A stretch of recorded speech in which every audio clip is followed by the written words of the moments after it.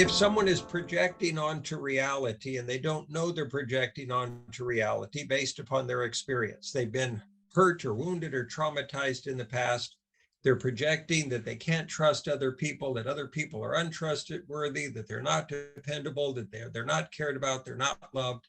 So they make their decisions being smart and saying, even though I'm surrounded by people that I can trust, that do care about me, I'm not going to trust any of them because it's smart, and I'll be safer if I don't trust them because I project my past wounding onto them in this present moment. Thus, I completely ignore all of the wonderful opportunity of their love and kindness.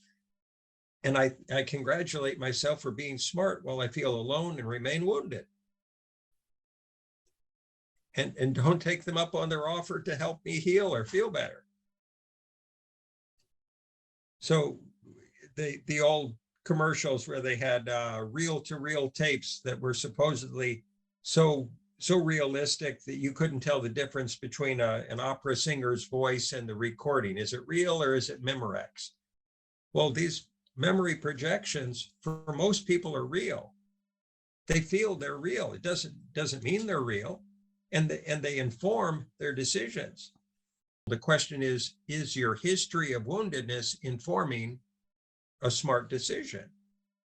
And is it a projection that doesn't allow you to see what's really happening in the present moment? So if you can't see what's happening in the present moment because you're projecting onto the present moment, can you make a smart decision?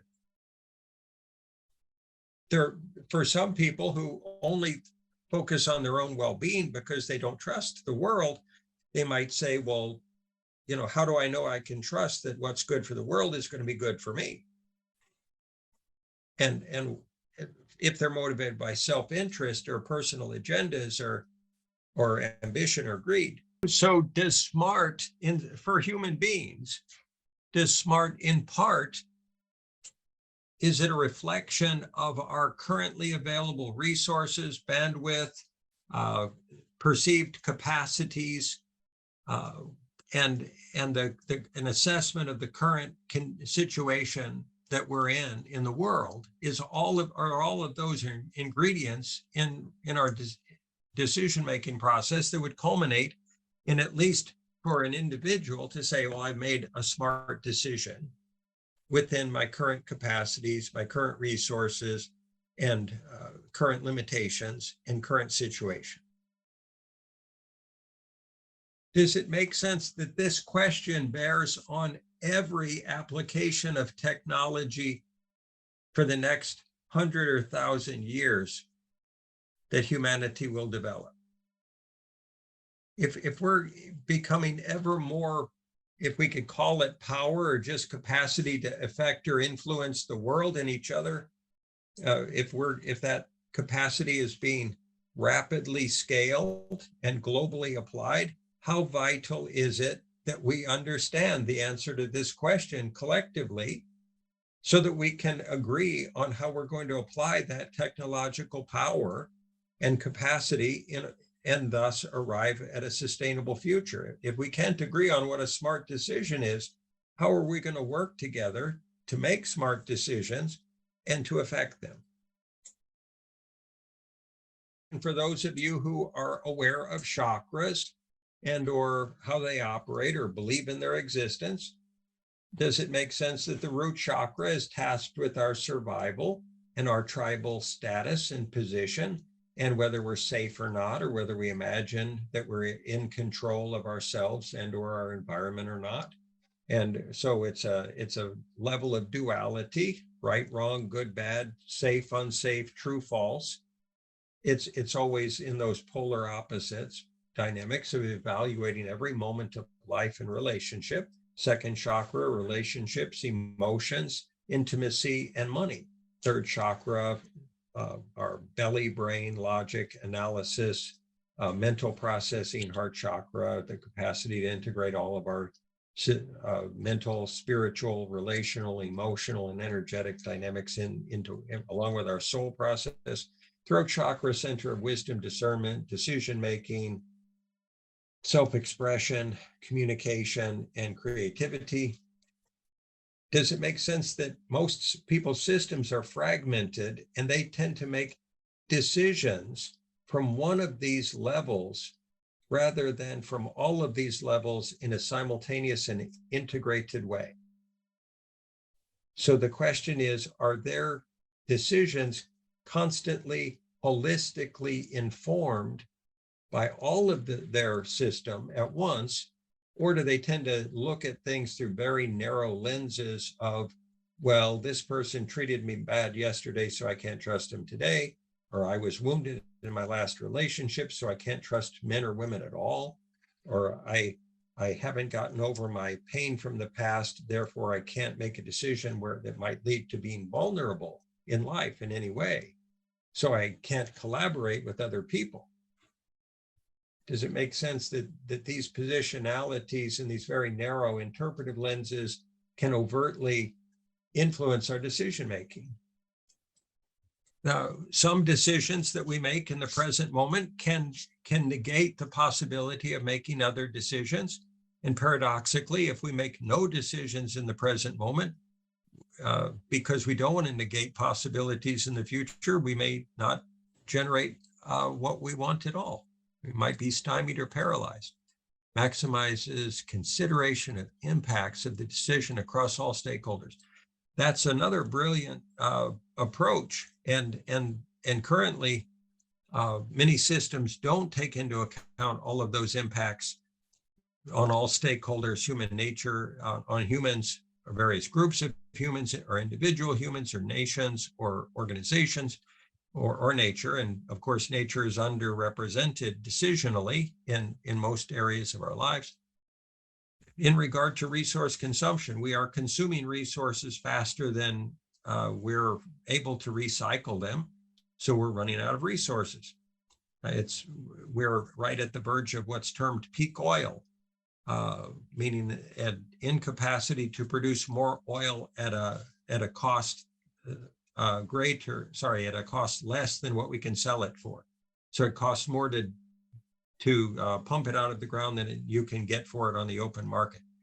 So what happens when we reach peak oil and the oil dries up?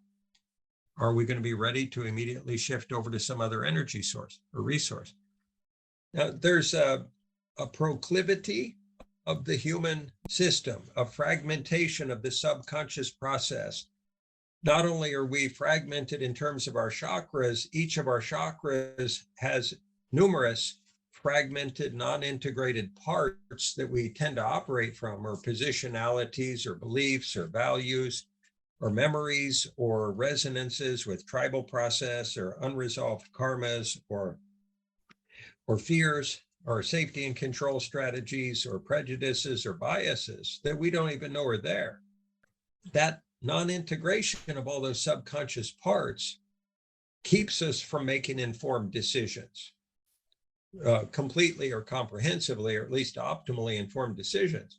So we have talked in the past about various modalities for integrating those parts of our systems so that we can make a more holistically informed decision, and thus hopefully a more wise and discerning or smart decision, and take into account more efficiently and effectively more dimensions of life process in every decision we make, so that we can make decisions that are good for us and good for everyone else and for nature. And that said, does it make sense that process of integration of the human system is a long-term project that for most people is beyond their capacity, or they don't have enough of a support system within society or the educational system or the internet or anything to help them become more integrated, or even to understand that they're fragmented in the first place, so that once they're integrated, they can function better and to help everyone get there quicker. So as part of the dynamic of AI-supported conscious collaboration, does it make sense that we hope and intend to have the system generate an ongoing heightened integrative capacity of each human being that participates on the platform? How many AIs remember every choice that you made in terms of what you bought, that are constantly watching your purchases on Amazon, so to speak?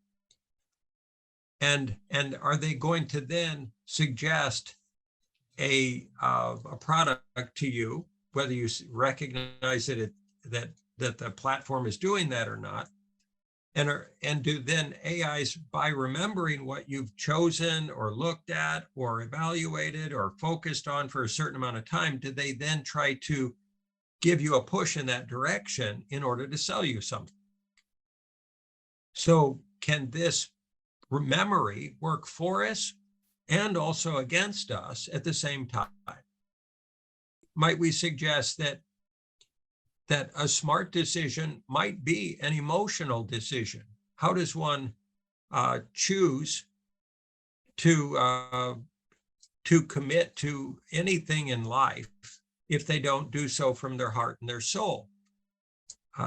So if someone said, I want to serve the world, or I want to develop an SME, or I want to solve the climate crisis, how much effort is likely to go into such a process? How much soul-based love and kindness and compassion might inform that decision? So we agree that logic and weighing various potentials and analyses are very key components of it. And the question is, would that inform one in their decisions in regard to their friends, how they interact with their friends, for example? Or would there be an emotional component, emotional IQ component that must be integrated into that calculus, so to speak, if one wants to have a holistically optimal result? So how does one balance the intellectual and the emotional and the spiritual? Does it make sense that ChatGPT is not likely to be all that spiritual?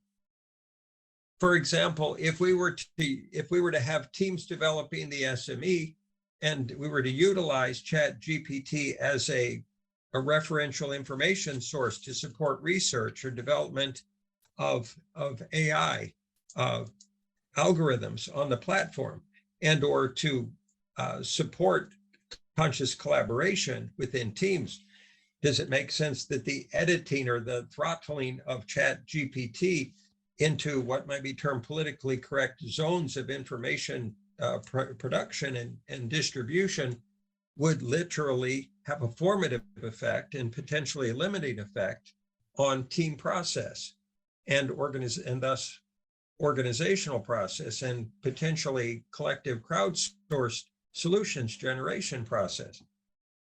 And what would be sacrificed for political correctness if we were to subtract spirituality from life? How we make decisions is these days and forever in the future is going to be ever more important. The effect of our personal power is likely to be amplified by technology rather than diminished, and perhaps not always for the better. And AI does amplify in many ways the effect of human choices in the world. It can be for healing, or it can be for increasing prejudice, bias, distrust, division, and misunderstanding, unfortunately, rather than generating a more accurate and true and collectively agreed upon shared reality.